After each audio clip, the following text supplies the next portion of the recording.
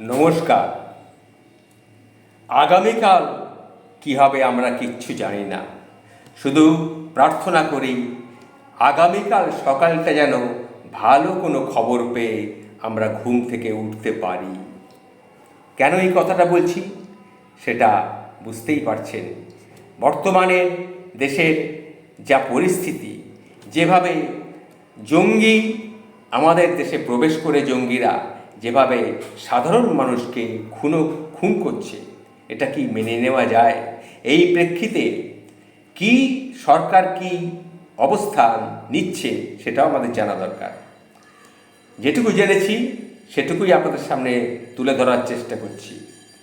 কাশ্মীরব্যাপী ছড়িয়ে ছিটিয়ে থাকা বিভিন্ন রাজ্যের পর্যটক ও বিদেশিদের আগামী 24 ঘন্টার মধ্যে বেরিয়ে যাওয়ার নির্দেশ দেওয়া হয়েছে। কাশ্মীর জুড়ে বর্তমানে অবস্থানরত সকল সাংবাদিক ও নির্দেশ সেনার অর্ডার ছাড়া কোনো লোকেশনে না যাওয়ার নির্দেশ দেওয়া হয়েছে। স্থানীয় কাশ্মীরি মুসলিমদের সমস্ত ব্যবসা বাণিজ্য, মসজিদ অনির্দিষ্টকালের জন্যে বন্ধ করে সম্পূর্ণ কারফিউ জারি করা হয়েছে।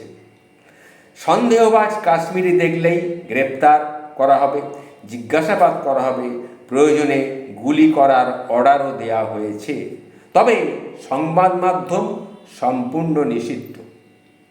আজ রাতে সম্ভবত পাকিস্তানে অবস্থান ভারতীয় কূটনৈতিক এবং পাকিস্তানে তীর্থে যাওয়া 2500 শিখ ধর্মাবলম্বীদের ভারতে ফিরিয়ে আনার ব্যবস্থা করা হচ্ছে। স্বরাষ্ট্রমন্ত্রী পাকিস্তান না জ্বালিয়ে দিল্লি না ফেরার ঘোষণা করেছেন। স্বরাষ্ট্রমন্ত্রী কি বলেছেন? আগে পাকিস্তানকে এর দায় নিতে হবে, তারপরে আমরা অন্য স্টেপ নেব। এইসব দেখে মনে হচ্ছে কিছু একটা হতে চলেছে।